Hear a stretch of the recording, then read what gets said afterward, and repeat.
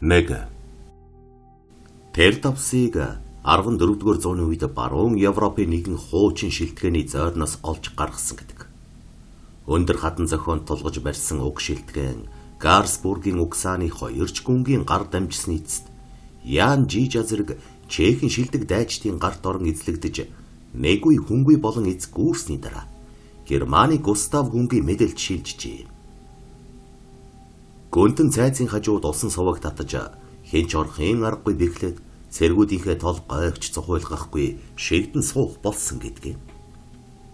Гэтэл нэг орой найрны үеэр хөгшин зарсан зойрны мухраас час улаан өнгөтэй ер бусын шилэн лонх бүхий ром бичгтэй дарс олсон байна.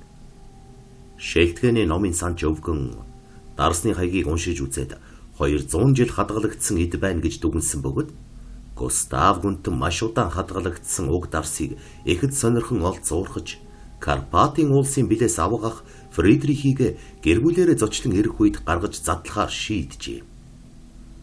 Час улаан өнгөтөж голдоо хар хүрэн туяатай уг дарсыг харанхуй газар оруулахад барьсан хүнийхээ гарт дэнлүү шиг асан орчин тойрныг гэрэлтүүлж байж.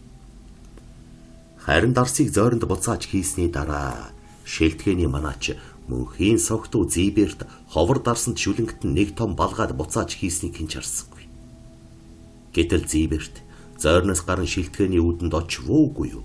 Гэнэтхэн муухай хашгираад ховрон өөрчлөгдөж эхэлсэн байна. Төөний шүднүүд яахыхийн зуургүй гадагшаа эргэж уруулаа нэвт цоолон гарсны дараа хороонууд нь ургамлын үндэс шиг салаалан уртсаж хомсон алгаа нэвтлэн гарч ирсэн бөгөөд өмсөж явсан нөмөрг нь биеийнхэн задарлыг даалгүй голоороо цуу хуваагдан шалан дээр унжээ. Энэ үед шилтгэний үүдний манааны 2 зэрэг гарч ирээд мангас шиг болж хувирсан Зибертийг таньсангүй. Тэрч байтугай барьж явсан дэнлүүгээ шидчихэд сандрангүйсээр Густав гүнгийн өмнө сөхрөн унаж шилтгэнд мангас ороод ирсэн байна гэж түгшүүр агуулсан байна. Гүнж цайцад байсан зэр зэвсэгтэй бүх ирчүүдийг цуглуулан илүү дутуу өрөөний хаалга цонхыг бүгдийг нь битүүмчлэн гэрэл дэнлүүнүүдийг унтрааж мангасыг хайж эхэлжээ. Гэтэл гүнгийн ан гөрөөнд явхдаа дагуулдаг аратан барьж гарсан 4 гарц нохоо шилтгэний хамгийн доод хонгил руу ормогцоо ямар нэг амтантай зууралд ноцолдоод удалгүй нэг нь гасалж гангансаар гарч ирээд үхэдгийн өнө. Төвний өрөөсөн гоёыг ямар нэг хүчрхэг аратан тас татсан нь илт байв. Мөн хонгил дотроос босод нохой нуудч гисэн ямар нэг антан үлэмж хүчрхэг савраар яс усыг нь шажигнуулан тас татаж хан туурах саван алж буй чимээс сонсогдож байв. Үүнийг сонссон цэргүүдийн хинэнч хонгил руу орохыг зүрхэлсэнгүй. Гэвч загалмайтны дайнд оролцож Францын нутагт цус сорогч шулмнуудыг модон саваагаар шорлон алах хэцүү бэрх даалгаврыг гүйцэтгэж явсан зоригт Рицар Тогенбург нэг гартаа хүнд төмөрмөн нөгөө гартаа гинжилсэн илд барьсаар хонгилын үүдийг нээж дотог шаатгачээ. Энэ үед чөтгөрийн час улаан дар сууж хүн танихын аргагүй хувирсан Зиберт аимшигтайгаар өөрчлөгдөн гадуураа гялтгансан улаан хайрстай болж хувирсан байж. Гэсэн ч Тогенбург түүнээс айсангүй. Харин байдгаараа хашгиран хөлөө дэвсэлж үл мэдэгдэх амтныг тулаанд дуудмагц түүнээс 2 тохоо өндөр болж өссөн аимшигт Зиберт асар урт савра газар унжуулан чирсээр түүн рүү хурч иржээ. Тэгмэгц Тогенбург маш хурдан хөдөлж аимшигт амтны өмнө үсрэн очоод хурц ил дээр нүдрүү хатгаж орхиж. Төөний араас бараадан орсон бусд нь зоримог үйлдэлийг харуутаа элд жадаа шүүрэн хачин заримдаг амтан руу дайран орсон бөгөөд нүд эрэмхийн зур цус бэлдсэн тулаан болж олон хүн аимшигт амтны хурц саварт өртөн гар хөлөө тасдуулжээ. Ингээд ирчүүд давирхаа бүхий бяцхан торхыг аимшигт амтны хөлд орхойж гал өгснөр бөөн гал думсан үзэшгүй мангас хонглоор нааш цааш бархиран хан мөргөж явсаар шатаж гүйцэн газар унжээ. Гэтэл мөнөөх амтны шатаж дуусах үед гал дундаас манаач Зибертийн танил дуугарч "Дуслаач" гэхийг бүгд олж сонссон бөгөөд "Энд чинь манай Зиберт байна шүү дээ" гэлцэн зарим нь гүйн очиж гал руу ус цадсан унтрааж харсаж Зиберттэй төстэй юм юу ч байсангүй. Шилтгэний болоод үл мэдэгдэх амтны цогцыг үлдэгдлийг Цуглуул нь нохойд гайж өгсөн ч цаадуул нь үнэрлчгээд яваад өгсөн байж. Энэ явдал Густавын шилтгээнийхнийг тэр аяаран цочирдуулж өглөөн хөндийн мангас шөнөөр цайз руу сэмхэн нэвтэрсэн байж болзошгүй гэсэн яриа гарахад хүргэсэн гэдгийг. Харин тэдний хинэнч хонголд буй торхондох час улаан өнгөтэй дарснаас энэ бүхэн болсон гэж төсөөлсөнгүй. Хэд хоноход болсон үйл явдал мартагдаж шилтгээний хинж тайвшраад байжээ. Гэтэл энэ үед Густавын ах агуу Фридрих эхнэр өгтөө дагуулсаар Карпатын хавцлаас шилтгэнд хурж ирв. Ахыгаа хүлээн авч сэтгэл нь хөөрсөн Густав саяхан болж өнгөрсөн аимшигт явдлын тухай нэмж хачирлан яриад ад зэтгэрийн мангасыг дарж шилтгээнэ чөлөөлсөн их найр хийх болсноо зарлсан гэж. Цэргүүд цайзаас гарсан тал хөндий рүү бууж малчтаас үхэр мал худалдан авчирч задгайгал үрдэн найрын зоог бэлтгэжээ. Оройхон найр хурим оволцож эхлэх үед Густав гүн нөгөө улаан дарсыг гинэт санаж зарцаа дуудан авчруулсан байна. Гэхдээ тэр дарсны лац бөглөө хөдөлж дээрээсээ хуруу хэртэ дундарсан байхыг анзаарсангүй. Харин ч дарсны нүд алдам час улаан өнгөнд чимтэн байж шилэн аяганд хөөсрүүлэн хийгээд ах болон эхнэр огтд нь барин өөрийн шилтгэний яруу найрагч Винсент гихчээр хундагны үг хэлүүлж дээшин зэрэг өргөхийг уриалсан. Шүлэг хэлж байсан Винсенттэй нийлээд нийт 8 хүний аяга болон эвэр хундганд дарсыг дүүргэсэн байжээ. Тэд дарсаа уусны дараа дахиад л хөл хөөрцөг болон шуугилдаж байтал жинхэнэ аим шиг ихэлвэ.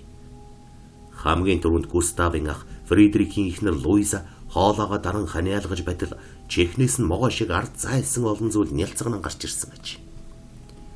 Үүнийг харж гайхсан Густав гардах хундгаа шалан дээр алдмагц хоёр нүд нь бүлт үсрэх шиг болсноо. Орилон босч ирэхэд нь гарын ширээтэйгээ наалдаа зунгаарлалтан сунаж байжээ. Тэр найран дээр сүн түшиж суусан номын санч өвгөн хожим нь ярихдаа ассар богино хугацаанд маш олон хүний дүр төрх таныхын аргагүй болтлоо өөрчлөгдсөн. Тэднийг цөм хүмүүн бусын гаж дүр төрхөнд ормогц чөтгөрийн дарснаас амсаагүй бидний хідэн боол өөдрөө зүгтхийг оролдсон юм а. Гэвч тэд заримыг мань барьж аваад өмцөм татан гар хөлийг нь тастан идэж байсныг санахад аимшигт. Цэргүүд болсон явдлыг мэдмэгцээ шилтгэний бүх хаалгыг гаднаас нь битүүлэн хааж дүгжээд сөрөл овоолон гал оруулж шатаагаад явцгаасан. Тэр дотор ховролд орсон бүх хүн түлэгдэж өгсөн байх. Шилтгэн 3 өдөр шөн тасралтгүй шатсан юмдаг. Гэлсэн ажээ. Аимшигт улаан дарс ууснаас болж догшин ховролд орсон тухай энэ яриа олон зууны турш Европын шилтгэн болгоноор дүр төрхөө өөрчлөн тэнүүчилж явсаар химийн шинжлэх ухаантай учирсан ч хиймчид тэр улаан зүйл дарс биш харин жөтгөр шулмын хэрэгэлдэг ундаа байх. Энгийн хүний бие махбодыг тэгж айхтар хувиртал нь өөрчилж чадах элемент манай ертөнцид ховор гэж тайлбарлсан байдаг юм. Гэтэл тэр ховор улаан дарс 18 дугаар зууны эцэс хүртэл зарим цайз шилтгэний зойрноос гарч ирж байсан баримт бий бөгөөд гиндэж ууснасаа болоод элдвийн ховролд орсныг гэрчлэх нэг зураг Камерт Вортын шилтгэний хананд өлгөөстэй байдаг гэж. 16 дугаар зууны үеийн нэрүүл мэдэгдэх зураачийн зурсан уг зурагт 4 гар 2 толгойтой үзэшгүй царайтай хүнийг дүрсэлсэн байдгийг Камерт Вортын шилтгэний хуучин эзэн Сарьево Мартарын зураг гэж батлах хүмүүс ч бий. Түүнийг хачин улаан өнгийн дар сууж хувирсны дараа шатааж алсан хэмээн ярилцдаг юм. Тэгэхээр чөтгөрийн улаан дарс өнөөдөрч хаанигтай зойронд уух эзнээ хүлээгээд мэлтэлцэн байж болох талтай.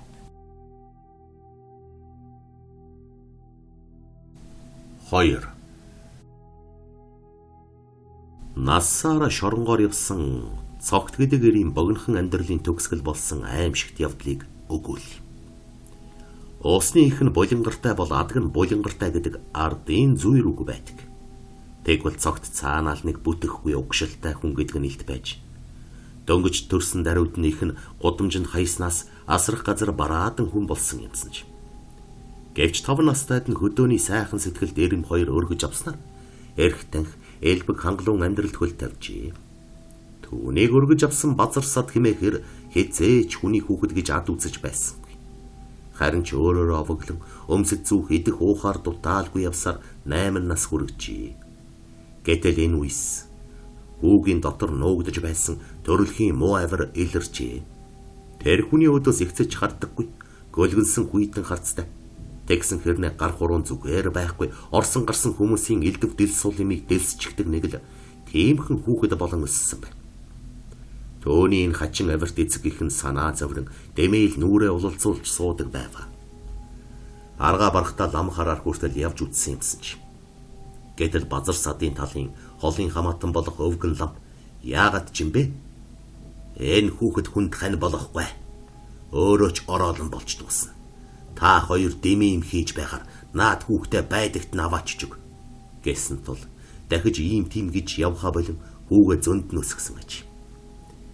Ээнхүү өргсөн эцэг ихийнхээ хайр халамжинд бөмбөрсөөр цогт сургуульд орсон ч сургуульд орсон ихний өдрөөс л хүүхдийн харандаа үзэг хулгайлсан, хүүхэд зодсон, сурлах тааруу хичээл хийдэггүй гих мэтчлэн элдв хил ам таталж эхэлсэн бөгөөд энэ бүхэнд эцэг ихэн зовсоор арай гэж хагас жилийг авчий. Эдэр үс тачгинсан өвлийн нэг өдөр базар сад адууга манаж хоноод өглөө орж ирэхтэй. Өрчин муу хүүгээ гэртээ гүйгээд ирж байна гэж зүүдэл. Маргаашнаас эргийдээ. Гэрээ санаж байгаа байх. Энэ олон хоногийн цасан шуур хаашаа явуулсангүй гэж ярьж сууж юм. Гэтэл үдийн алтад сумын сургуулийн захирал хүүгийнх нь ангийн багшийн хамт гэрт нэрхэнтэр.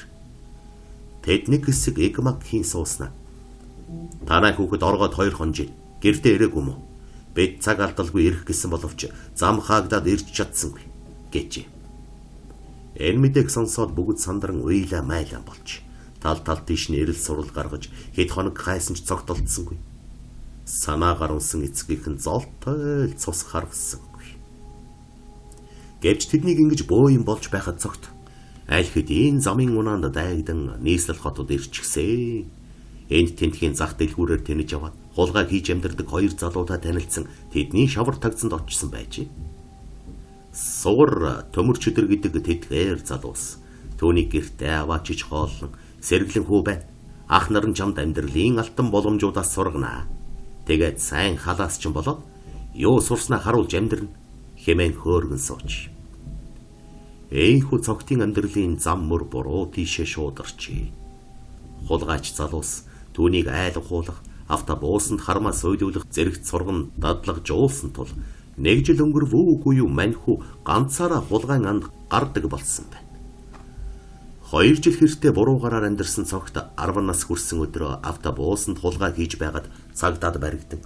Урд нь уйлдэж байсан гэмтхэр үүдээ нэгднэгэнгүй хэлснээр хүүхдийн засан хүмүүжүүлэх газарт 3 жил хоригдож ял авч шоронгийн амьдралд хөл тавьжээ. Сайн хүмүүсийн буйнд өөдрөг сайхан амьдрах боломж ирээдүйн ийхүү унтарсан хэрэг. Хүүхдийн колонд байхдаа баян хүүхэд зодон танхаарч байгаад яг суллагдах жилээ хүүхдийн нүд сох хатхан хараагүй болгосноор дахин 10 жилийн ял нэмүүлжээ. Харин энэ үед түүний бие биелдэр гайхалтай хувьсан өөрчлөгдөж хүний арга ивийг сүрхий олдог овчин нэгэн болсон байж. Тиймээс хорхийн ажилчид түүнийг ойр зүрийн ажилд зарах нь их болж мөн энэ хэрээр цогтч хүмүүсийн итгэлийг олсоор 15 нас хүрсэн жилээ хорхийн сахиул өвгнийд ус түлээ ойрдуулан өгч гар хөлийн үзүүртэн зарагдаг болсон байна.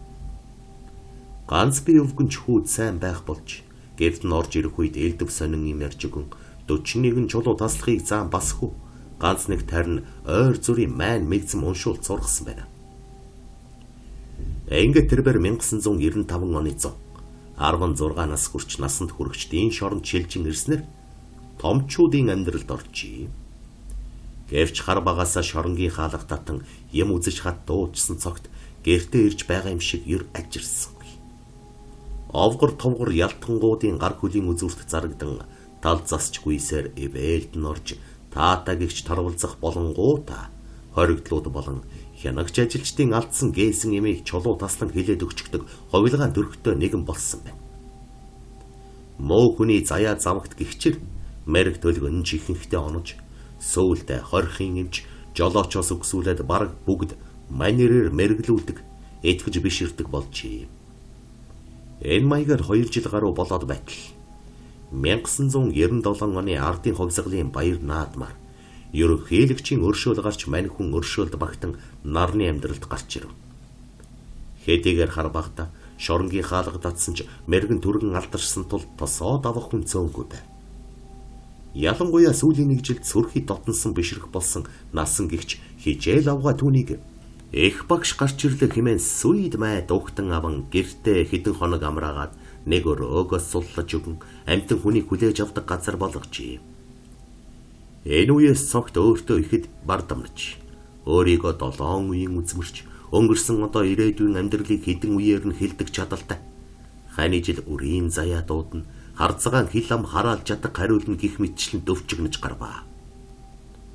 Насан авгаач түүнийг хөөрөгдөн ойр хавийнхандаа хангалттай рекламдаж өгчээ. Хам хилэн ханцуутай шар торгон дээлийн хормоо намруулж хэдэн давхар олбогт заларсан цогтыг хэнч шорон оронгоор дамжсан нэгэн гэж бодохгүй тул удалгүй баггүй үйлчлүүлэгчтэй болж худал үнэн буудан арга засал хийж байгаа нэрээр ловерцаар нэг жилийн дотор нэлээд баяжсан бөгөөд хань жил үрийн заяа дуудуулах гэж ирсэн бүсгүйчүүдийн итгэл бишрэл дээр дөрөөлөн засал хийж байгаа нэрээр дур зоргоор эдэлдэг болжээ. Гэтэл нэг өдөр насан авгаа учиргүй уйлан хайлан орж ирээд манай нага захын ганц хүн нас барчихсан гинэ. Хэдэн өдрийн өмнө гэрээсээ гарч яваад тагчиг болсон юм байх. Арай гэж сургийг нь гаргатал хүнд алуулчихсан байна гин. Ямар нүгэлтэй орчлон бэ? Багш минь хойд хурдах ажлыг нь хариуцсан гүйцээж өгөөч. Муу ах минь таныг алтан савыг нээж өгч чадах болов уу гэж асуухаар нь би чадах байх гэлээ гэжээ. Монхог шунлаас өөр юу ч бодхоо болсон цогт үгийг нь сонсоод юун түрүү алтан сав нээхэд дор хаяж 50,000 төгрөг өгөх байх. Яадаг юм үзээд алдъя гэж бодоод ах дүүнараа орой бүрэнхий дэргэж хэлээрээ талигачин алтан савыг шүн нээдэг учиртай. Би танд туслахгүй бол хэн туслах билээ гэж дөвчгөнжээ. Ингээд авгааг худал үнэн хөөрхийлэх зураа талигач залуу яаж өнгөрсөн болох ямар жилдээ хэдэн настай хүн байсан бэ гихчлэн зарим юмыг амхандаа судалмаар болов. Тэгээд авгаа гарсан хойно 25 настай хүний тэр жилийн 6 зурлагыг календар дээрээс уншин мэнгэ заслыг нь цээжилж аваад орой сууж байж. Орой 10 цагийн үед талигачин аав ах дүү нарын хамт орж ирэхэд цогт эхэл өвчин царай гарган төрсөн жил нэрийг нь хэлээрэй гэд хурууга инчтэн судар эргүүлж суусны эцэст бүрлэчийн насны тоог үйдсэн байна. Харид эдээнд хордож бузарцсан байна. Хойдхыг нь би дааж хийж өгнө. Харин газар хөндүүлэх, толгойд суух, ерөнхийд нь ном уншуулах ламын гандангаас авна биз. Сүнсийг нь амирлуулах арга засаг, бузар арилгах юмыг би эндээ хийнэ. Гол нь талигачийг хойд төрөлд нь амар амгалан аваачиж, сайн төрөл олох гол зүйлийг нь номын дагуу чадaltaй лам сайн хийх нь чухал. Хөрсөн биеийг нь аваачиж болох бол яахав дээ гэжээ. Эрсэн хүмүүс ч уйлж хайлна, тэгэлгүй яахав гэцгээ.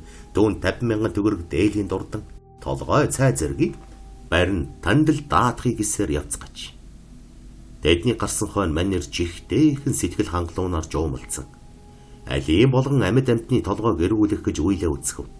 Талигаачдаар бизнес хийвэл боломж юм байна. Үгсэн хүн ямар үг хэлэх биш гэж бодон суужээ. Тэрч байтугай энэ бодлоо насан авгаад баг хэлчихчээ. Ингээ талигаачийг өдөөлүүлэх ажлыг дуустал чихтэйхэн эрдэм номтой хүний царай гарган худал үнэн баахан ном тарин уншаад басгүй хэд 3 төгрөг нэмж аваад сэтгэл амар сууж байтал хэд хоногийн дараагаас хүйтэн хөх царайтай дэрс шиг нарийнхан хөлтөй махир урт гартай биеэрээ дүүрэн хар үстэй хүн зүүдэнд нь үзэгдэн нойрыг нь хулж яах болсон бэ. Хэрэг имийг тоодоггүй цогт ихэндээ сүйд болсонгүй. Харин нөгөө муухай хүн шөн болгон шахуу зүүдэнд нь орж зүүлдээ хажуугаар нь хэвтэн махир гараараа нүрийг нь илэх. Мөрн дээрээс нь татаад нэг тиш нь авч явах гэж байгаа юм шиг чирээд байх шиг босноос хойш нэг биш боллоо гэдгийг мэдрэн сандарч эхлэв. Арга барсандаа арцгүйж асан өөрийгөө хариулж хүртэл үзчихье. Гэвч инглигээд байдал дээрцсэнгүй. Нөгөө хүмбэр гэрэл гигээтэй байхад хүртэл үзэгдэх болсон бөгөөд нэг удаа бүр явган ширээний урд нь зогсож байснаа баримтагтай судрыг нь авах гэж байгаа мэд гараа сарвааж гарн сунсаа цогтын биеэс бариад авах шиг болжээ. Энэ явдал сүрхий цочирдсан цогт өөрийн ирэхгүй ухаан баларцсан юмсан чи. Насан авгаа байгаагүй бол тэр чихтэй мажичч мэдэх байж. Эм чимлэгийн буйнд хөл дээрээ боссон тэр Хэд хоног таг гэвтэхтэй насан авгаад өөртөө тохиолдож байгаа зүйлийг нэгднэгэнгүй хэлэн аврал хүссэн юмсан ч. Гэвч түүний эрдэм чадалт хэд итгэсэн насан авгаа ламхараар явсангүй. Харин багш хүн үзэхгүй гэж хэлээд эм тариа хоол ундаар тордон чадлаараа халамжилжээ. Үүнээс болсон ч юм уу. Цогтын зүүдэнд элдэв юм үзэгдэхэ болсон тул арай гэж тайвшран хэвийн байдалд орж эмнэлгээс гарсан байна. Тэгэд нөгөө л шунаг сувдаг зандаа хөдлөгдөн мэргэлэх ажилдаа ороод нэг хонож байтал хариу бүрий тасрах үед нэг хүн хаалгыг нь учиргүй балбан яаралтай юм асуух гэсэн юм үн хөлс гомдоохгүй гэсэн тул насан авгаа цогтын өрөөнд дагуулan орж иржээ. Олбгон дээрээ нөмгөн дээлээ нөмрөн сууж байсан цогт үзүүлэхээр орж ирсэн хүнийг хараад ихэд гайхжээ. 20 гаруй насны тэр залуу түүний зүүдэнд үзэгдээд байсан нөгөө аимшигт хүнтэй маш адилхан харагдав. Тиймээс тэр залууг урд нь ирээд сунгууд яах ихийн зургүй дэрэн доороо байнга бэлэн байлгадаг хутгаа шүүрэн аваад ухаангүй дүрж гарчээ. Үүнийг хараад насан авгаа үгтлээ айн орилж чарлан гарч хажуу айлынхантаа хэлэн цаадуулан түргэн тусламж цагдаа дуудснаар худгалуулсан залуу эмнэлэг рүү харин цогт цагдаа нарт гавлагдан явсан байна. Түүний нүд нь гөлийж аман ангаан ухаан нь элт самуурсан байж. Ганц худагт хоригдож байх хугацаанд насан авгаа нэг удаа эргэж очоод худгалуулсан залуу нас барсан гэдгийг хэлбэл тэр ямар нэг юмд хатгуулсан мэт огцом үсрэн босч ирээд ийш тийш заан хийрхэж байснаа. Ямар нэг юмтай ноцолдох мэт хөрвөж намайг битгий авч яваач гэж хашгирч уйлж эхэлсэн гэж. Гэвч түүнийг үнэхээр галзуурсан гэхэд хэн ч итгэсэнгүй. Цогт шиг зайлтай нэгэн байтугай захын хүн л ял завших гэж худлаа галзуурдаг учраас харгалзагчд огт тоосонгүй. Гэтэл тэр шөндөө цогт цамцныхаа ханцуунаас утас хөвөрцөөр боож өгсөн байж. Нэгэд ар өврөөс нь нэхэж ирэх аав ээж ах дүүгийн тул хэдэн хянагч хөдөөлүүлсэн болсон бөгөөд хойдын буянч гэж хийсэнгүй. Харин насан авгаа саргаруун дараа мэдээд ганц нэг ламд үзүүлэхэд жандгын хорлол болжээ гэсэн юмсан ч. Талигачийн алтан савыг буруу нээсэн. Талигачийн хойдохоор тоглосон хүмүүс энэ хорлолд өртдөг тул хэн дуртай талигачийн алтан саваар оролддоггүй. Тэрч байтугай. Талигачийн хойдын номыг буруу уншсан лам тэр жилдээ төрлөө олоогүй сүнсэнд хорлогддог гэдэг ийм учиртай юмсан жий.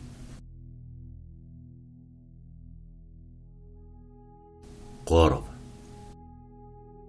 Хайлстын гэр хороололд суудаг чимэд очир гэж эртний танхил залуу надад зожирдож хачирхмаар нэгэн түүх. Ярихад би үнэмшээгүй билий. Гэвч танил маань энэ бол яалтчгүй үнэн шүү хэмээн барин тавин өгүүлэх тул зөрөөд байж чадаагүй юм. Чимэд очирын ярьснаар тэдний гудамжны өнцөгт амьдардаг балдан лам хэмээх хөгшний насыг мэдэхгүй хүмүүс бол 60 гих боловч олон жилийн урдаас таньдаг хүмүүсийн нотолж буйгаар лавтай 100 насыг зооглсон гэлцдэг ажээ. Тэр хөгшин амандаа ганц ч шүдгүй мөртлөө царайнд ногтын үрчлээ байхгүй толгор цагаахан арьстай байжээ. Балдан лам гуайг 30 гаруй жилийн өмнөөс таних чимэд очрын аав одоо 62 тайгаад анх харах тэр үед л баажи имгэн өвөөгийн шиг настай эмээ байсан гэн. Нөхөр хөөгдгүй цор ганцаараа суудаг балдан лам хөгшин хашаанда өвлийн дүнхгэр байшинтай ба айхтар хуцаж боргодог 2 том банхар нохойд. Тэднийхэр барагтайд хүн ордоггүй бөгөөд хороо хорны албан хаагчд болон хамар хашааны ганц 2 л хүн ирнэ. Нэг өдөр чимд очрыг хашаа руугаа алхаж явтал танихгүй өндөр залуу тааралдаад бадам хатан гэдэг бүсгүй сор гэлчээ. 2 салаас үлдсэн урт хар гэзэгтэй царайлаг бүсгүй гэсэн бөгөөд балдан лам хөгшний хашааг зааж тэр нь яахаргүй тэндэл байдгиймт хашаа руу орохыг нүдээрээ харсан юм. Гэтэл сая очиж хашааг нь зөхвөл нэг настай эмээ гарч ирээд тийм бүсгүй байдаггүй гэж хэллээ. Ёстой хачин юм а гэсэн зүйл ярьжээ. Чимэд очир энэ яриаг анхаарч хэрэг болгосонгүй.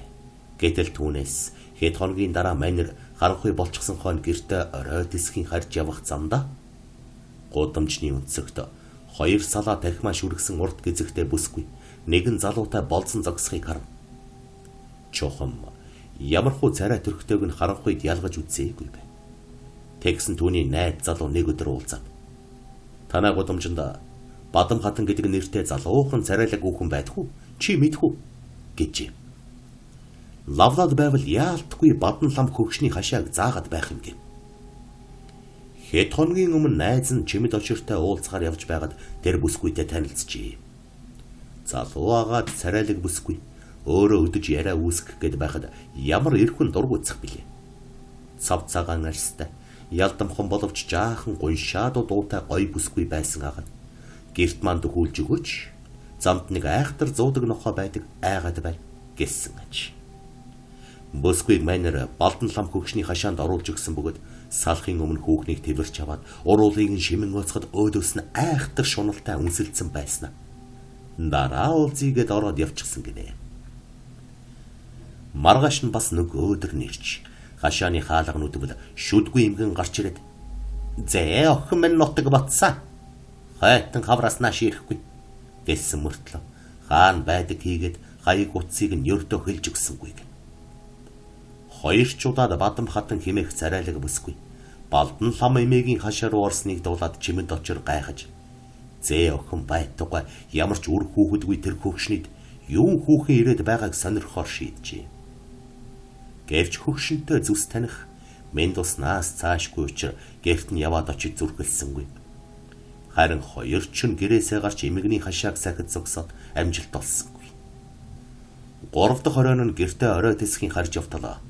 Гудамжны үнцэгт урт бүдүүн гизэгтэй үейтэн хуваар дэлэмссэн гой бүсгүй зогсохыг үзээд шууд яваад очижээ.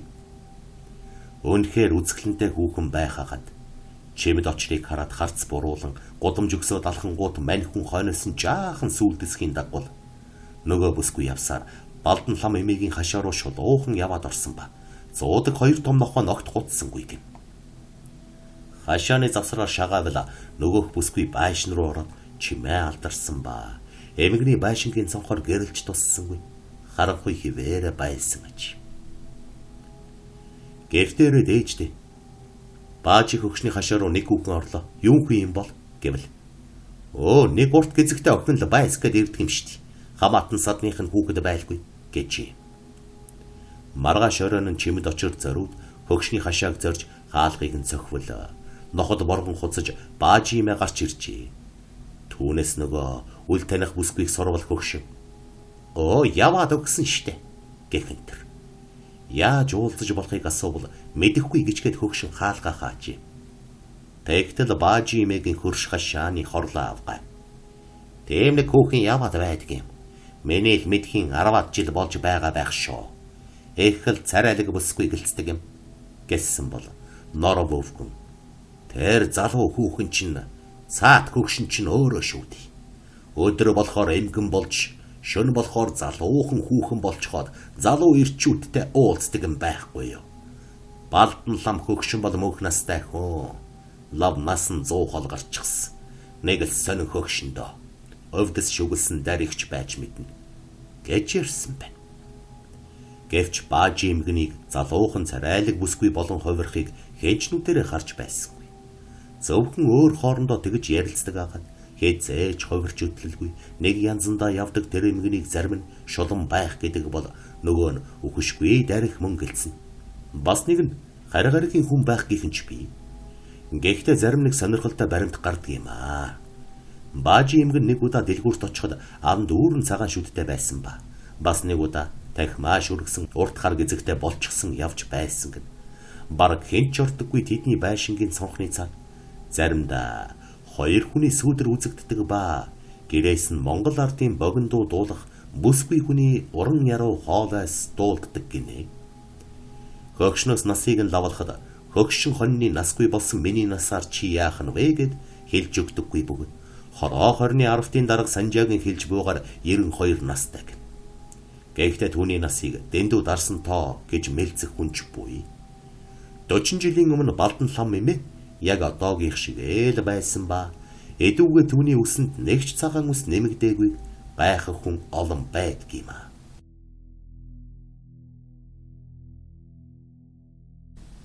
Дөрөв. Сэцэн хан аймгийн Хардал Бэйсийн хошууны жинчид даа хүрээр хөдлөх гэж байхад Тавнан хавчиг гэгч хүний баг охин Цэрэгма хэмээх бүсгүй. Тэдэн дээр ирэн бурхан авчирч өгөхийг гуйсан юмсан чи.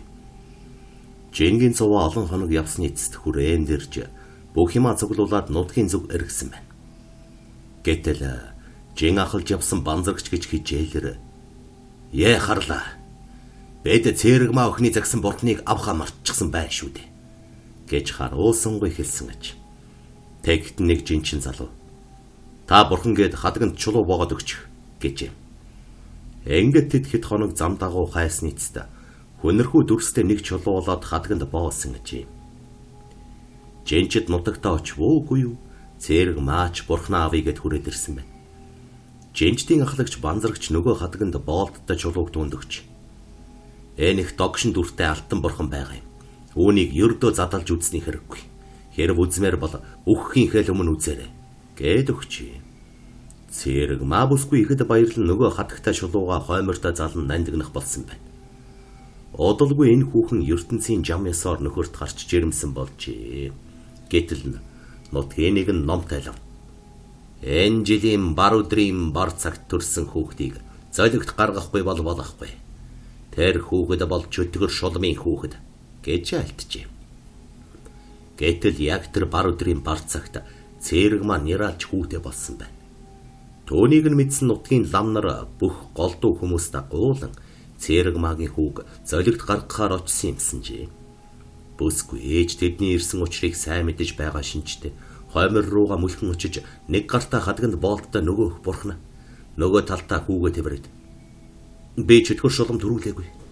Та нар хэрвээ хүүг минь золигт гаргах гэж байгаа юм бол эхлээд бурхныг маань дараа намайг эцэст нь хүүг минь сүйтгэрэй." Лам нар яах ч учраа олохгүй байтал жинчдийн хамт явж байсан хүн учрыг мэдсэн нэг мангар дуяр. "Бүгдээрээ энэ муу хадганд боолттой чулууг нь гадагш гаргаж чулуучхад хүүхдийг нь булаагаад авъя" хэмээн хашгирсан байна. Бүх хүмүүс дэрхийн босч гэрийн тулах тойрон зогсоход Цэрэгма "Та нар миний бурхны догшин дүрийг харах уу?" гэснээр хадганд боолттой чулууга задалтал цул алтаар цутгсан очир баан бурхан гэр дүүрэн шаргийгээ цацруулан гэрэлдэж үүнийг харсан хүмүүс дуу алдан ухарцгаачи. Лавнарч хүүхний сэтгэлийн хүчийг гайхан бодсоор юу ч дуугарлгүй бодсон аж. Үүнээс хойш ээж хүү хоёрыг нутгийнх нь нэг их гоочлолгүй байж байтал цэрэгт явсан хүүхний нөхөр нь эргэж ирсэн байна.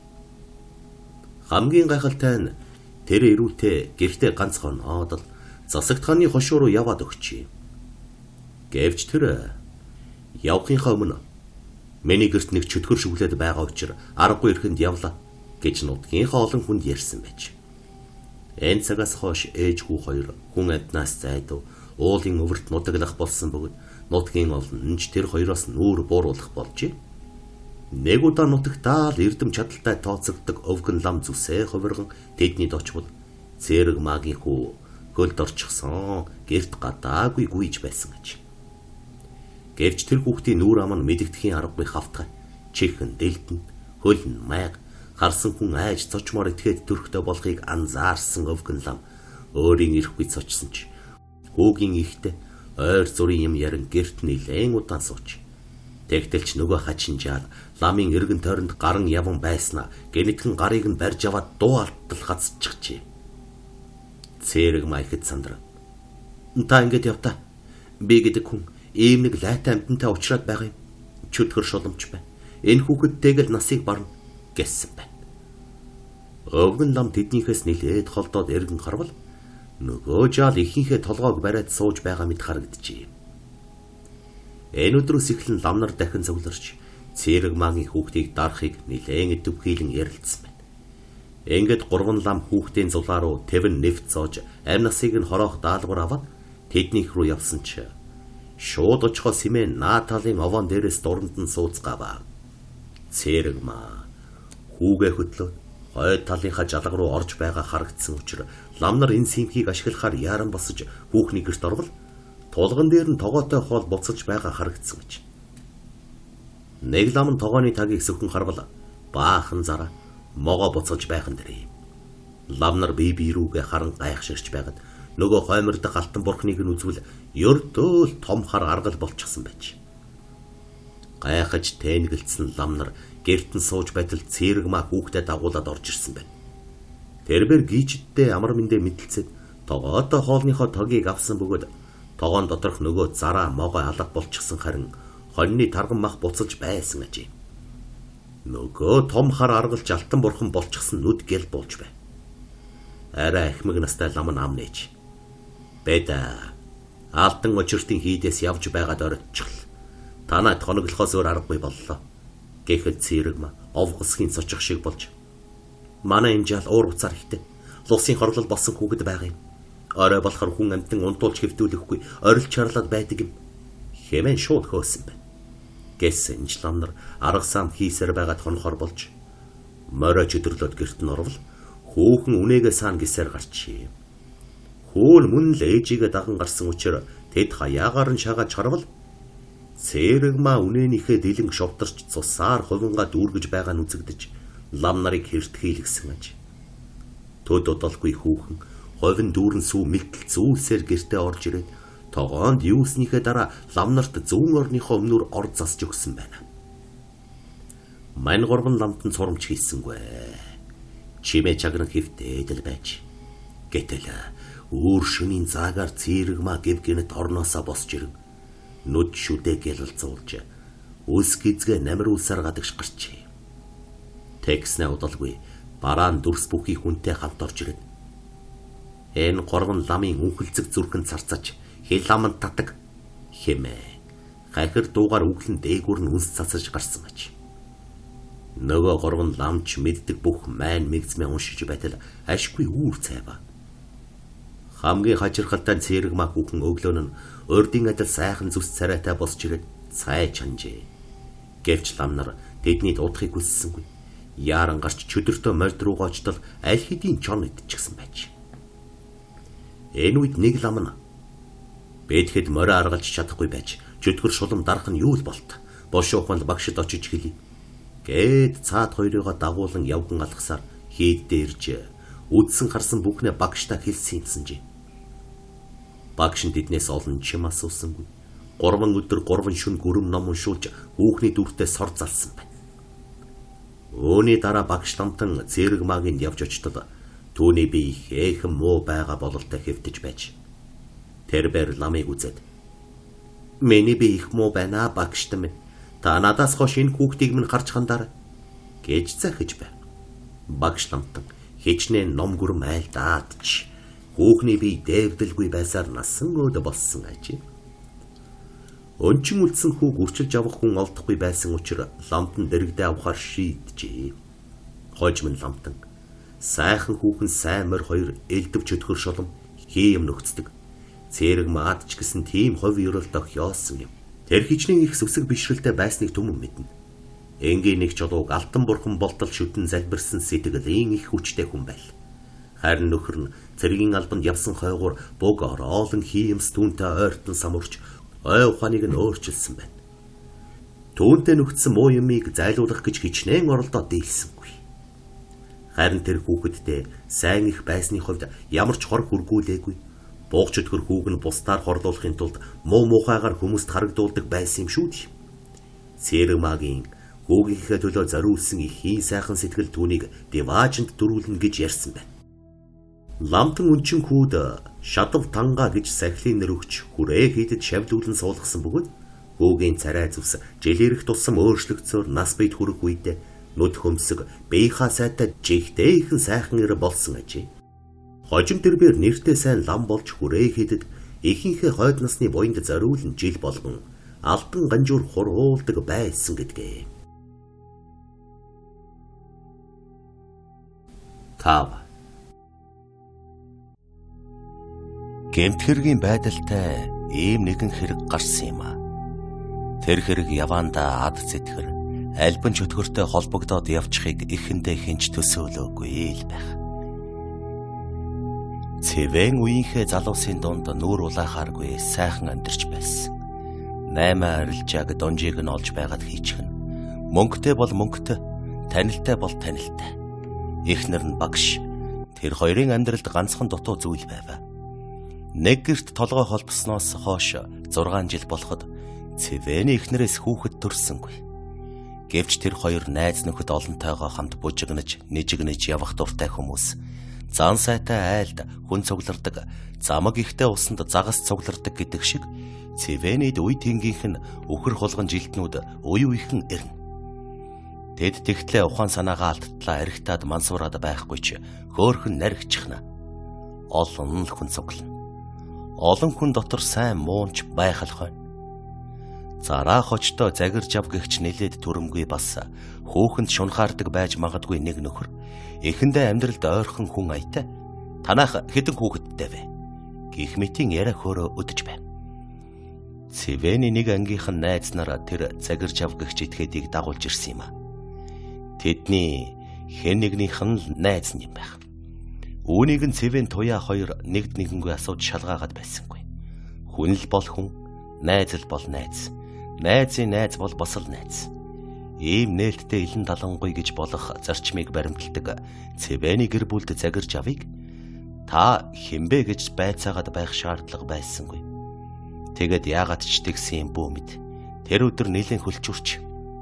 Найзар минь намайг таньдаг учиртай энэ тэр гэж дуулалдаж байв. Бараг л найз гэдэг нь тухайн нэг иргэний үнэмлэх юм байх. Түүнийг нь хараад л нөгөө нөхрийг хинбэ гэдгийг нь таньчих юм гин. Доо хизээл үнэн байлаа гэдэг шиг ууж байхад хизээл хэцүү асуудал бэрхшээлтэй зүйл байлаад залуус сайхан наргиж байваа. Бас дээр нь ажил хэргийн чанартай айчим ярина. Тэгэхэд чи надад хандсан бол би бүтээгээд л өгчих байсан юм. Чиний тэр ажлыг чинь хүсвэл хөөцөлтөд өгчөж чадна шүү. Гэх мэтийн халуунгаар тусч сэтгэлийн харьяат үгс араасаа цувна. Занган мэдэхгүй ганц хүн бол зараа хочтол байв. Тэгсэн чинь мань нэр яасан гээ. Дээшээ суг дэвшин гихчээр Цэвэний дэргэд ирж эхнэрийнх нь өөдөөс харж сууж байхад та хоёр чадахгүй байгаа юм уу? Цэвэн чи чадахгүй байгаа юм уу? Би тэгвэл чамд хүүхэд гаргаж өгье. Эхнэртэйгээ намайг 7 хоног л хамт байлгачих. Миний энд гээд өмднийхөө гаднаас тарч зөндөө олон хүүхэд байгаа гэж. Цэвэн эхэндээ үүнийг халамцуу нөхрийн нарга үг гэж бодоод тоосонгүй. Хундагтай арх хойноос нь цуварж халамцах хөлчгөн нэмэгдээд ирэхэд Цэвэнд загирж авын заваан завхаа үг түүний хорыг малтаж хорслыг хөдөлгөсөн шинж бүхий болох нь мэдэгдээд анзаарагдаад уур нь хурч уушгин сагсаагаад иржээ. Цэвэн өмнөө байсан хагас шил архийг авч загирж ав руу шидэв. Чи юм уу? Хүний эмзэг сэдвээр оролдож элэг дотрыг минь мохоо хутгаар өвтгөж төөнхнө гинэ. Гарч зайл. Урилгагүй зочин татаараас доор гэж байдаг юм. Гэхэд загир хочод чи мөчөг өгсөнгүй. Чи яасан Орос боловсралтай юм бэ? Оросууд монголчуудыг үзэн ядаж дарлагдаж явсан үеийнх нь баримт болсон. Урилгагүй зочин татаараас доор гэсэн хэлц үгийг одоо хүртэл хэрэгэлдэг юм.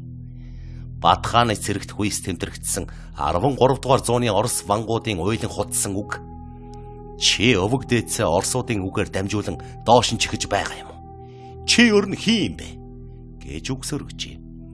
Төдөлгүй мань хоёр барьцалдаж аваад ноцолдож гарав. Тэр зуур загирж ав. Баттөржөө. Чиний нөгөө магтаад байсан найз чинь ийм хүн байд шүү. Гэж хашгирч амжиж байв. Тэр хоёр дээр дороо оролцож хэн хэндээ мөчөөгөө өгөхгүй байв. Туяаг орилж хашгирахад Цэвэний найз нар энэ хоёр яавал гэжтэй. Зодтолдож муудалцаж танилцах сайн нөхд болохын эхлэл гэдэг юм гэж түүнийг тайвшруулна. Гэнэт загирж ав хашгиран тоогоо хахлах шахав. Түүний чих угаараа тасарч цус олгойдон байв. Цэвэний амч цус өмгчгсэн юм шиг улаан бөгөөд "Түй" хэмээн төрөхөд амнаас нь загирж авын дэлдгэр чихний нэг нь үсэрхэн тэр. Гэрт найрлагсад бүгдээрээ айсандаа эрүүл болчихжээ. Нэг нь машинаас агаад загирж авыг суулгаж тас татаж хайсан чихийг нь хадагт боож аваад эмнэлэг рүү тавив. Эмнэлэг дээр очих үед загирж авын тас хазуулсан тал нь хавдаж толгой нь хоёр болох шахсан байв. Нэг чихтэй хоёр толгойтой хүн л ийм л байдаг гэж. Түүний тас хазагдсан чихийг залгаж оёх гэсэн боловч Цэвэн шороон дээр төргөж орхисон болохоор бохирдож цаг алдснаас чих нь өгчжээ. Харин чихний тас хазуулсан орчмыг эмчлүүлж эмтөрхүүлж оёх боломжтой газраар нь оюулаад загирж авыг гэрт нь хүргэжээ. Арх ууж танхаарсан хүний биед хүнд гэмтэл учруулсан Тэрний ядахта гоо сайханд ноцтой нөлөөлж байгаа болохоор Цэвэн дор хаяж 10 жилийн ял авах юм болно. Түүний найз нар нь Цэвэн Загиржав хоёрын хооронд гүйж байж эвлэрүүлж 5 сая төгрөгийг Цэвэн Загиржавд төлж байж гомдолгүй гэсэн үгийг хэлүүлж. Энэ явдал 7 хоног дотор болсон байна. Загиржавын тас хазуулж харлаж хорчигоод өтөжч магадгүй болсон чихийг хөргөгчнөөс гаргаж өдөр судрыг нь үзүүлж байгаад оршуулж. Үнэн дээр архины халуун ам хэлний түргэн хурднаас болсноос биш. Цэвэн Загиржав хоёрт өс зангидж цөс огшоогоод байх зүйл байсангүй. Гэсэн ч чихээ оршуулсны дараагаас Загиржавын бизнесийн ажил бүтэлгүйтэж найз нөхөд түншүүдэн ч зайгаа барьж түүнийг мэхлэх, хулигдах гэсэн хүмүүс л эрэх болж. Өрөөс нь чихээ тас хазуулсан гоо сайхны хувьд гологдох болсноос ингэв гэж үсээ урт ургуулж яруу найрагч шиг болоод соггоо нууж явах болсон ч ажил үйлс нь бүтлгүй ицсэн хэвээр. Өөрчлөгдсөн юм алга, сайжирсан чим алга, арга барахта Загиржав ламд очжээ. Тэгсэн чинь юу гэсэнгээ? Биеийнхээ хагсыг өхүүлчихч. Тэгэхдээ сүнс сүлд чинь чихэнд чинь байсан үед энэ хэрэг болж. Амны чинь ад чихэнд оршсон сүнсийг чинь хорлох гэж тийм үг хэлүүлсэн байна. Тэр цагт сүнс сүлд чинь чихэнд чинь байсан болохоор чи ярьж асгарах биш сонсч тунгааж бусдыгаа хүндэтгэж байх учиртай. Энэ хувь заяаныхаа агшны дүрмийг зөрчснөөс ийм юм болж гэв.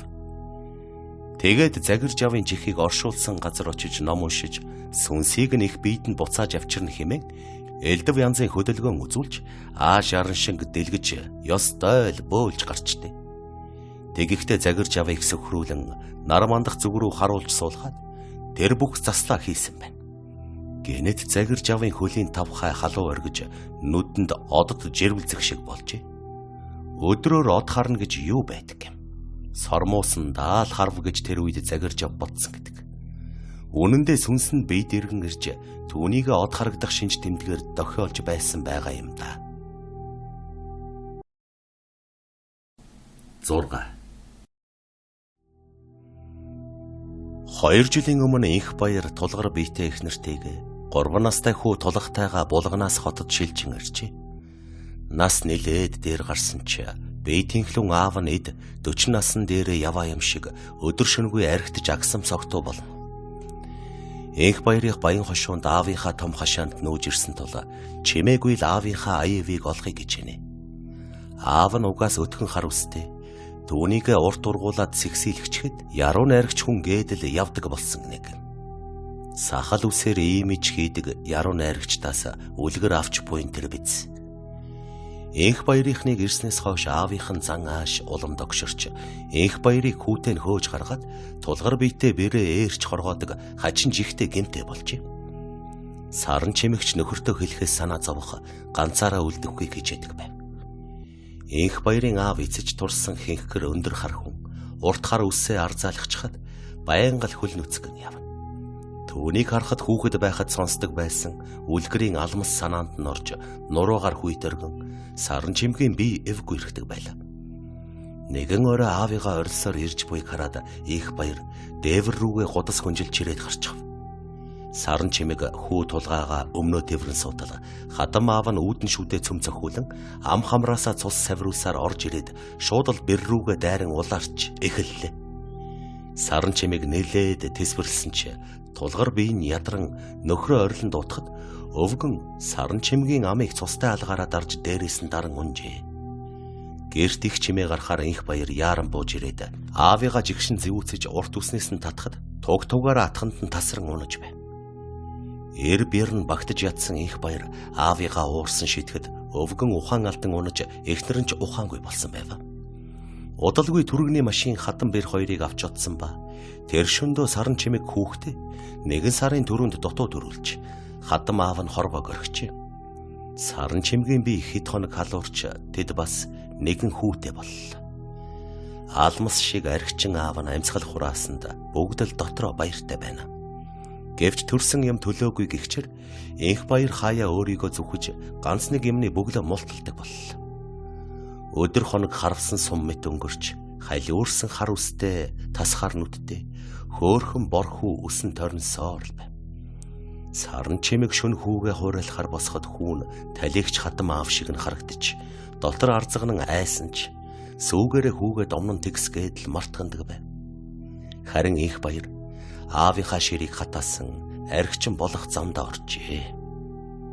Орой бүр гэртээ согтуу ирж 3 настай хүүгээ архинд хөөж нялх биетэй ихнэр чи миний эцэгтэй явалтсан янхан. Чи аав юм толгойг залгисан гэж харааж зүхэж зодож занчна. Гай дээрээс гай гихчээр 3 жаахан хүн орой бүр ганцаараа ярьж халуурч бүлэрнэ.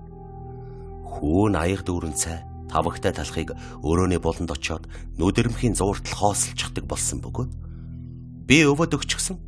Өвөө их өлсөж бас арх уумаар байна гин. Өвөөгийн үс нь унчиж гэдэл санаанд оромгүй юм ярина. Тэгэхдээ дандаа гартаа нэг ширхэг урт хар ус барьчихсан байдагт саран чимэг айж гайхдаг байлаа. Энх баярт энэ гэр бүлийн амьдрал ямар ч хамаагүй болж хамгаалагчийн ажлаасаа гарч жинхэнэ гудамжны архичин болжээ. Тулгаа хүн ихэндээ айж уйлдаг байснаа сүүлдээ тэр булангаас салхаа болж ээжээсээ өвөөд өгөх ганцхан аяг арх өгчих гэж хүртэл гуйдаг боллоо. 3 сартай нэлэх хүн хүртэл үе өөр рүү нараатан мэд дайрч байсан. Хадам эцэг шиг нь харагдаж саран чимэг хайртай бүрээсээ айж имэдэг боллоо. Одоо л энэ бүхнийг цэгцэлэхгүй бол энэ гэр бүлийн амьдрал нуран унахыг тэр мэдэж байсан тул 2 хүүгээ тэврээд гандангаас нутгийн нэгэн танил ламыг өрлөө. Лам ном айлдаж эхлэх үедээ л нүүрэнд нь айсан өнгө тодорч хоолоо нэвгүй ирэхэж давхын зочсоор байв. Тулгаагийн талигч өвөөтэйгөө ярилцдаг байсан байшингийн булангаас өвгөний хідэн атга хар үс гарч лам байшинд хорогдсон архичин өвгөний сүнсийг зайлууллаа гэж хэллээ. Саран чимэг баярлан хөөр болж тулгай хүнч урдын адил тайван унтж байв. Орой болж саран чимэг инх баярыг хүлээж жаахан арх бэлдээд айж сутал нөхөр нь инээсээр орж ирв. Тэр арх огт уугаагүй байлаа. Зүүд чим шиг дайран өнгөрсөн 3 сарын тухай саран чимэг нөхөртэйгөө ярихыг хүссэн ч энх баяр өнгөрсөн 3 сарын турш амьдраагүй юм шиг юу ч мэдэхгүй байв. Саран чимэгч сануулахыг хүссэнгүй. Өглөө үсээ самнахаар толныхоо өмнө очтол өөрийнхөө үснээс айж тэр өдөртөө урт хар үсээ халмиг болохгүй. Цаг хугацаа бүхний эмч гэдгээ. Түүний сэтгэлд хурсан айдас гэр бүлийн халуун хайранд дэвтэж нуран унсаар л. Долоо. Үхэх төрөх 2 өөр шөнийн 4-өөс 5 цагт л тохиодог гэсэн үг бий. Энэ нь хүний эдэрхтэн хамгийн их суларч даралт багасах пульс буурахтай холбоотой. Бие муутай хүмүүс шөнийн 4-өөс 6 цагийн хооронд нөгөө ертөнц рүү оддог бол давхар биетэй хүүхнүүд ихэвчлэн дээрх цагт нэралж шинэ хүмүүн орчлонд дуугаахадаа мэндэлдэг билээ. Оросын их яруу найрагч Пушкин өөршөнийн завсар болох 4 цагийн тухай хамаг сайн сайхан нойрсож хамаг муу мухай нь өндийн босох цаг гэж шүлгэлсэн байдаг. Хүн тодорхой нэгэн цагт төрж тодорхой нэгэн цагт ийхүү үхэж байгаа нь сүсэг бишрэлтэй олон хүний сэтгэл санааг гүн итгэлээр хүлж орхидог бил. Харин шинжлэх ухаан энэ тохиолдлыг шөнийн 4-өөс 6 цагийн хооронд хүний бие махбод хамгийн ихээр солорч доройтдог. Чухамхүү тэр агшиндал өвчтэй хүмүүсийн эцсийн амьсгалаа татаж жирэмсэн хүмүүс төрж нэралдаг юм а хэмээн тайлбарладаг байна. Тэгвэл өөр шөнийн зааг өнгөн ханахгүй буух цагаар энэ ертөнцид шинжлэх ухаанч тайлбарлахад бэрх олон хачирхалтай үе явдал тохиолддог юмсан жээ. Ялангуяа нийслэл хотын гэр хороололд заримдаа хотын төвийн орон сууцнуудын дунд ч өөр шөнийн заагаар янз бүрийн альбан чөтгөр ер бусын дуу чимээ гаргадаг. Жишээ нь дорж хэмэх хотын төвд баригдаж буй нэгэн барилгын харуулаар ажиллаж байсан юмсан ч. Тэрээр үүр шөнийн завсарт үнгэн харанхуй нөмрөх цагаар янз бүрийн дуу чимээ чагнан шавгууртаа хилдэж байтал гэнэт барьж буй барилгынх нь ёроолд хоолоогоо хэрчүүлж буй эм хүн чарлах шиг чимээ гарсан байна. Тэрхүү хачин дуу цуурайтан хадсны дараа хариуд нь шоолон тавлах мэт инээх бүдүүн хоолой сонсогдчихэ. Уг хачин дуу чимээ барилгын хашаан дотор сонсогдсон учраас дорж огол харин гадаг шагарав. Яг энэ үед дутуу баригдсан барилгын 5 давхрын цонхон дээрээс ам авраарай гэх дуу зуурайтсан байна. Хэн нэгний хашгирхдуу яг л доржийн үсийг хуу татж байгаа юм шиг эвгүй сэтгэгдэл төрүүлсэн болохоор манер буцаад шавгар руугаа алхажээ. Энэ үед барилгын зүгээс гарсан хятансан хажин чимээ араас нь шууган гүйцэж ирээд чих рүү янгантал дэлсээд авах шиг болов. Альбан чөтгөрийн дуунд унтлаад элсүүлсэн манаач арайхийн мөлгсөөр шавгартаа орсон бөгөөд цагийн дараач гэсэн тэрхүү хажин чимээ чихэнд нь сонсогдсоор л байсан. Түүнээс хойш доржийн сонсгол алгуурхан мууцаар эцэстээ бүр таг дүлэрч оргисон байна. Тэгвэл гэр хороололд өөр шөнийн заагаар юр бусын хажин дуу чимээ сонссон хүмүүс зөөнгүй байдаг гинэ. Бата хэмээхэр нэг удаа тийм юр бусын чимээ сонссон гэж. Тэрээр зүүн салааны эцэстэх дэнж дээр яраасан гэр хорооллын хамгийн захад барьсан гэртээ нэг шөнө нойрон хулжин хэдэн тишээ хөрвөөж хэвтэл гэнэт гэрийнх нь баруун талын жалганд сүхтүүлсэн үхэр орилго шиг цочор муухай дуу хөнгөн зуурайд ба. Хамгийн хажирхалтай тэрхүү сонин дуу сонсогдмогц ойр хавьд дуу дуугаа авалцсан улин хуцалтаж байсан гэрийн болон золбин ноход таг чимээгүй болж орхисон байна. Тэрхүү чимээгийн дундуур солгой хоолоогоор мөөрөх дуу хөнгөн зуурайдсаар эцэстээ гичи чонын улаан болж хувирсан байна. Удалгүй эм хүний солиорсон мэд тажхантал хөхрөх дуугаар солигдоход бата айсандаа хүнчлөө толгой дээгүүрээ нөмрөн унаад өгчээ. Гэтэл эм хүний тажхантал хөхрөх чимээ янгантал уйлах дуугаар солигдсноо гэнэт батагийн хаалгыг тажхантал нүдэд эхэлжээ. Маргааш нь тэдний хөрш болох сахалтай урдшин юун сонгодог хүүхэн танай хаалгыг нүдэд уйлаад байсан бэ? Уг нь бие галбар зүс царай дажгүй хүүхэн харагдсан. Чигэртэ авчирч хамт архитчаад агсам тавиад байхаар нь хөөгд гаргажээ. Хэмээн шоолон хөхөрсөн байна. Тэгэхэд бата өөр шөнийн заагаар амлан боссон ад зэтгэрийн дуу хоолой бичсэнийг ойлгосон гэдгээ. Мөн болдоо хэмээх залууд түүнээс ч илүү хажирхалтай явдал тохиов. Болдоо шөнийн 4 цаг 25 минутын үед ажилласаа дараад мөнгөгүй учраас гэрлүүгээ явган алхсан ажээ. Манер гэр хорооллын гудамны дундах далан дагаад алхаж явтал гэнэт уртхан талд нь сүнс зайлам чангаар ямар нэг аратан бархирах дуу гарч. Хүмүүн бусын шинж тэмдэг уг хоолоод байсан учраас болдоо айсандаа гудамжны буландах далангийн араар орон доош нугдаан суусан байна. Энэ үед мөнөөх чангад улам ойрцоор гудамжны булан тойроод нэг их том биетэй аратан архиран орилсоор гараад ирэх шиг болж. Гэвч гудамжны буланд зоосон гэрэлд шороо манарган хуй босгосон их дуу чимээ хуйлран эргэлцээр болдоогийн хажуугаар өнгөрсөн байна. Тэрхүү үл үзэгдэх хоосон дуу чимээ өнгөрсний дараа араас нь баахан золбин нохот хуцалдан үлэлцээр мөрөөр нь мөшгөн одсон гэдэг. Болдоо нилээд удаа нуугдсан газраас сууцны эцэст сандмын ухасхийн босоод эргэж харалгүй хоёр хөлийнхөө тавхаа гялалзуулан хар ирчээрээ тэндээс зүгтэн оджээ. Түүнээс хойш болдоо шөнө өрөө явган алхалгүй шууд л таксинд суу харьдаг болсон гэдэг. Одоогоос 2 жилийн өмнө болсон нэгэн баримтыг өгүүлээ л дээ. Ховдоо машинтай болж халдвархийн амжиргаагаа залуулахын мөрөөдөл болсон мөнхөөг ах дүүсэн дэмжснээр манер хийн түлшээр ажилдаг Соната 4 маркийн машинтай болжээ. Ингээд таксинд явж өдөрт орлого нь 20-30-аас буухгүй зарим үед 50,000-ыг халааслаад инээд алдан харьдаг болчих. Мөнхөө шүнжин халдвар хийгээд цагаан даваа руу харж явтал нэг сүйтгэнсэн юм гэрэлд нь ороод иржээ. Юун согтуу хүн бэ хэмээн тоормос гიშгэн харвал хүнгийнхээсээ илүү зэрэглэж юм шиг эсвэл нөгөө сүг сүүдэр нь байх шиг.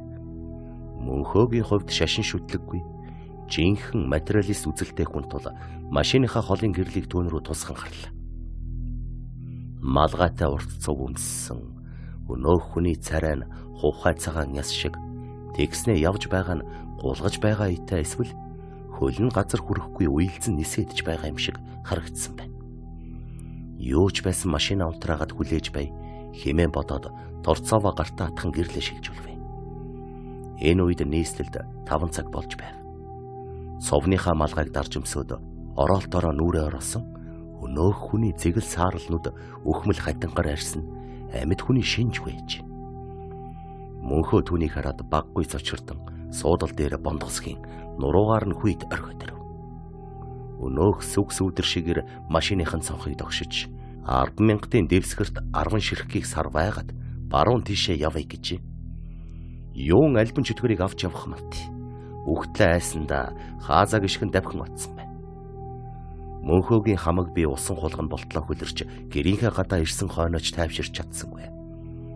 Би мөрөөрөө явсан чөтгөрийн урдаас гэрлээ тусгаж яах гэж өдөвт.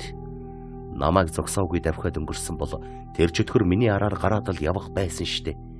Хэмээн өөрийгөө буруутгаад машина гараж руугаа оруулчихад хаалга хаах гэдэл. Чихдээхэн хүнд гар мөрөн дээр нь дараад авчилтээ.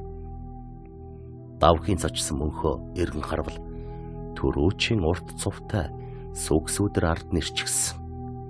Мөнгө чинь Багдад байгаа бол хангалттай төлнө. Намайг хурдан нарангийн ингэрт хүргээд орох. Би тэнд нэг чухал ажлаас гоцрох гэд байна. Цаг багуултал удахгүй үүр хаярхна. Гээд цовныхаа халааснаас боодол 20,000-ын дэвсгэрт гаргаад ирчээ. Мөнхөө муухай орлон өнөөх урт цувтай чөтгөрийг түлхэж унагчхад хаалгаа гаднаас нь даруулан хаагаад дүүчсэн байна. Гараж дотор төвжүүлсэн мөнөөх чөтгөр. Хөөй залуу би ажилласаа хоцорлоо штэ. Намайг хурдан гарга. Хэмээн төмөр хаалгыг хар хүчээрээ балбаж гарчээ. Бараг бүтэн цаг хаалга нүдэж байснаа үүр гэгэрхийн үед чимээгүй болж хавг. Мөнхөө өдрийн 12 цаг хүртэл унтчихад ахыхаа хамт гараж дотор орвол тентхэнч байсангүй. Харин соноото машины ард хуучирсан хов майжгын ковбой гутал бүрх малгай хэвтэж байсан гэдгээ. Мөнхөө шууд очоод өнөөх чөтгөрийн хувцсыг бензин цадсан шатаагаад сая нэг санаа амарсан байна. Энэ мэтчлэн нийслэл хотын үүр шөнийн цаг үнгэн харанхуй сүүмих цагаар өхөл таригч амьдрал хайрлагч үл тайлагдах далд оршихуйн дуу чимээ хэдэн 10 янзаар цөөрөтөн сонсогдож альбан чөтгөр сүнс сүудрүүд амилдаг юмсанжээ.